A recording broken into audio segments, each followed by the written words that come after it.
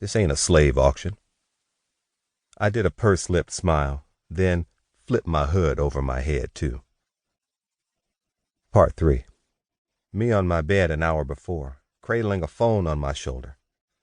The music in the room quiets to forefront the staticky voice of one of my old friends up north, whining. "I can't understand you. Did you just say you wanted to ask me something?" "Mm-hmm." Lucius ran his eyes over my pale, freckled face and kinky red-brown hair. "Your mixed ass might not really look like us, but the least you can do is try and sound like us." I smiled again, agreeing silently. Lucius punched my shoulder. Then we repeated the handshake I did in P.E., finishing by bumping chest to fists. Lucius stood back.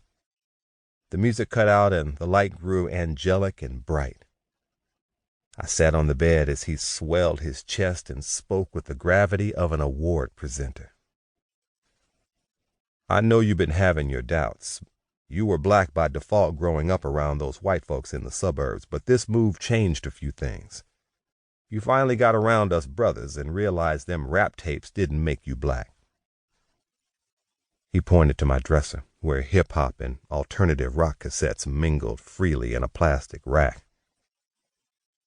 "Think about how far you've come," he said. "The basketball players in your history class stopped clowning you for asking why they call each other Shorty. You stopped wearing that Beastie Boys t-shirt you got at the beach." He shook his head sadly at my Raggedy Andy-looking fro. "If only we could get you to a barber on the regular." I smiled sheepishly and touched my hair, my blackest feature.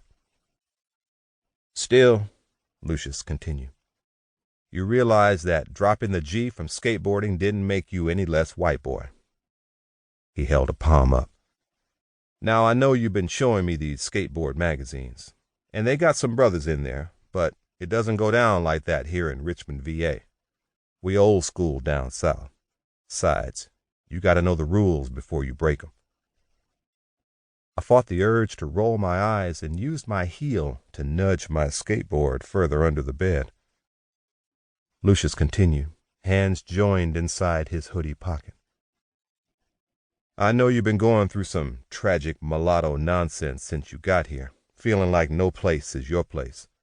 But I see you working hard, and it's starting to come natural." Lucius paused, watching me whip fist to mouth a second too late to cover my grin, then said, "That's why I'm finally presenting you with this." Triumphant horns blared as Lucius slowly drew his right hand from his pocket, thumped it on his heart, and then held a wallet-sized laminated card up to his face. A heart-swelling soul song kicked in and I craned forward. Black Card was written on the front in gold, diamond-encrusted capital letters. I reached for it, grinning, so happy to be a real brother. But Lucius pulled it close to his chest. "Hold up." He turned my black card over in his hand as the music faded out. "Brother," he said, and sized me up. I puffed my chest and ran my tongue across the front of my teeth. "I hereby bestow you with this black card. Carry it with you as proof that you are one of us because—" He squinted and started to read from the back of the card. "This card entitles the brother or sister who bears it to all black privileges, including but not limited to use of the N-word, permission to wear flip-flops and socks, extra-large bottles of lotion, use of this card as a stand-in for the big joker in a spades game, and, most important, a healthy and vocal skepticism of white folks, a.k.a. crackers, a.k.a. honkies. To be renewed in 5 years upon evaluation." He nodded reverently, then pressed the card into my outstretched palm. His voice shook when he said, "Do well, brother. Do well." Smoke the biggest blunts, kick the illest